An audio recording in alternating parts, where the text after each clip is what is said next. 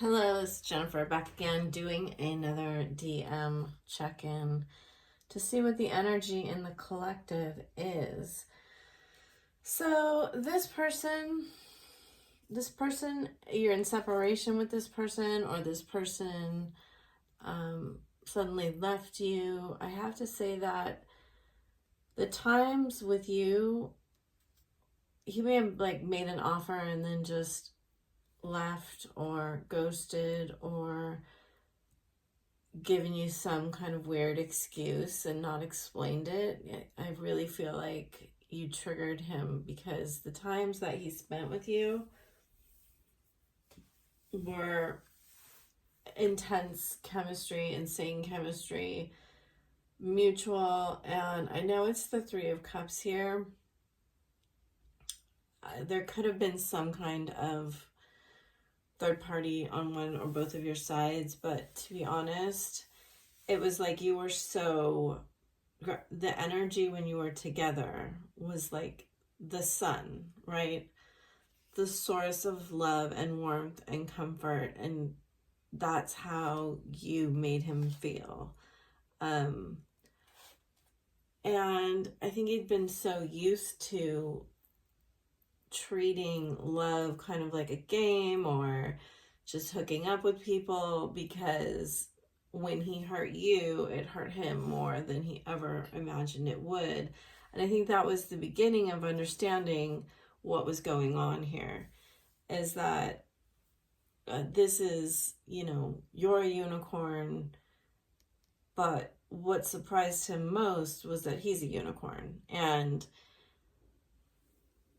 he couldn't really do anything to you without feeling it himself. And yeah, you may have said something about a spiritual journey, but I think he just was like, no, I have willpower. I can get over this if I want to. He was really, really triggered, and you may have been triggered too and not even realized it, but whatever happened, he thought he could get over it, and he couldn't, because these memories just played and over and over and over again. And it wasn't just the memories, it was the connection between the inner children, right? It was this recognition that sparked this deeper passion. And passion's a weird word because it's really used a certain way, and I think it just it lit up his heart, is what I want to say. It's like this angel of love came in, and you see how she kind of is a halo, like in her heart space around her wings. It's like you floated into his life, you lit up his heart, and then it was too much. And I do think he's a big flirt. He's a big, it's easy for him to get attention, a lot of attention, or whatever he wants. But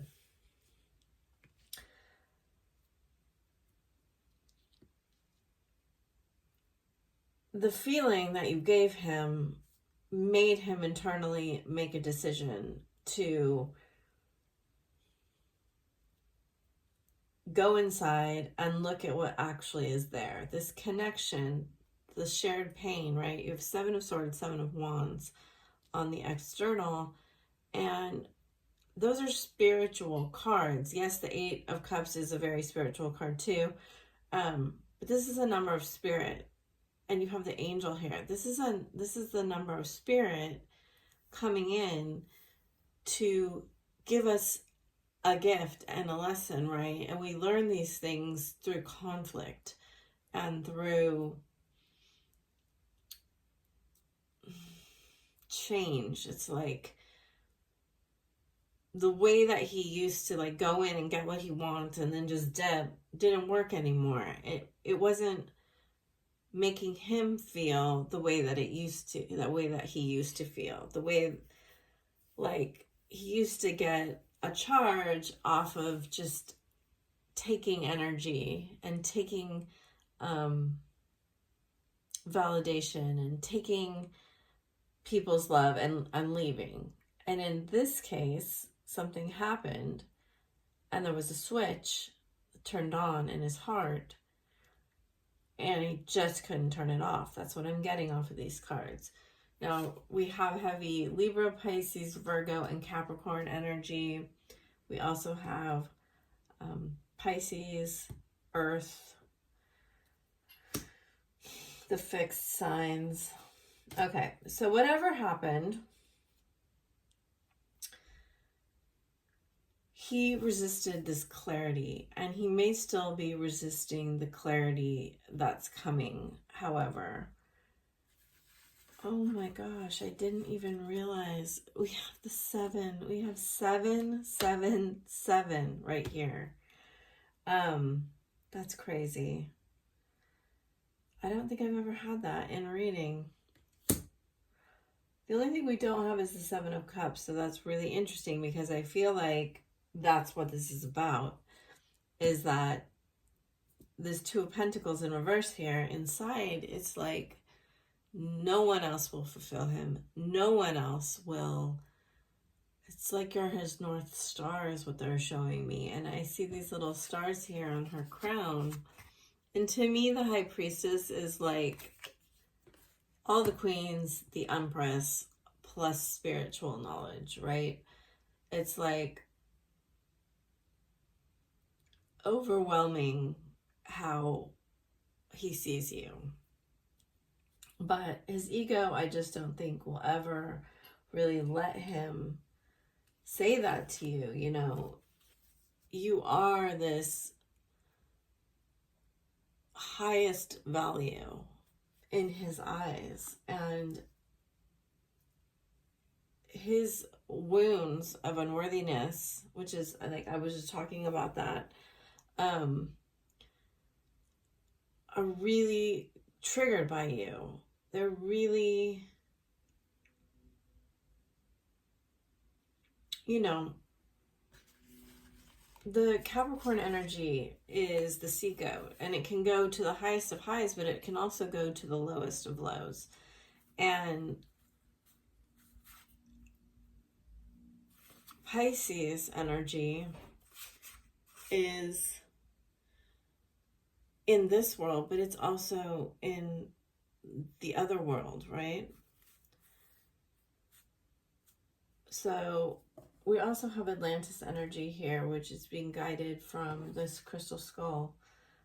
So he just didn't feel good enough for you. I mean, there's something in him that is lacking. And even so, even though he's trying to push this away, even though he's trying to run away from it, there's the 8 of Cups. Even though he fears that you will judge him, he actually knows that he is going to return. There's the World in reverse here. And now he knows your twin flames. At least that's what this card says.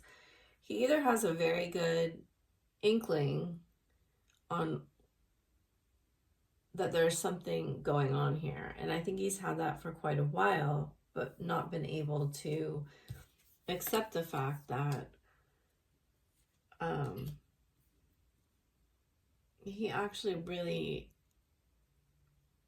wants you in his life. And that is a very, very vulnerable position. You know, whenever this card, like I have a plan, but you have to trust me, it like still shows to me that there's not a trust in universal plan, in source, in your soul.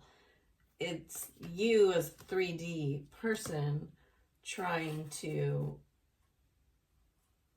control the way things look, how things are. And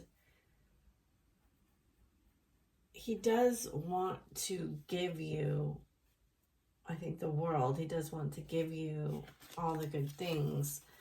It's like here she's getting love and she's getting flowers, and here he's investing all these pentacles to see this beautiful tree grow and become stronger over time, right? He does seem to be putting time and effort into the growth of his pentacles right now. I see a lot of, you know, the Capricorn energy, but also this gold card, the Seven of Pentacles. It does show me that part of what he wants to do is show up in the material world in a new way, in a way where he can give you things of value. Now, I also see that he's integrating his feminine aspects, and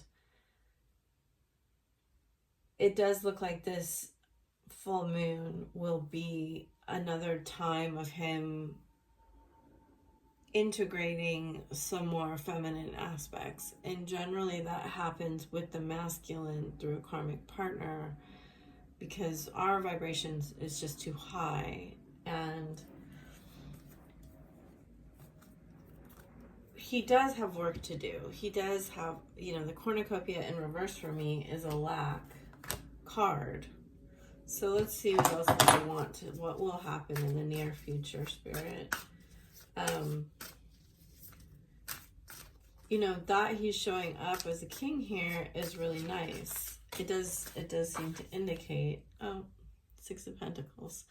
So there's a desire to be able to give to you, yes, on material plane, but also I think really give equally to you. Six of Cups, Queen of Swords, Ace of Swords, to tell you the truth. Lovers. Even if he is not, look at 5-5, Queen of Pentacles, 8 of Cups again. I do feel that 8 of Cups. I do feel he's heading into the spiritual awakening. And I see that here with this Ace of Swords. I think he's been resisting fully understanding the scope, you know, of this awakening. But I do feel like this period through Gemini into this next full moon is going to be a very pivotal transitional time for him, where he's going to see things differently. And it might be through the breakup of a soulmate. It may be, it may take all the way into Lionsgate to, it may take not talking to you or actually you refusing to talk to him, that,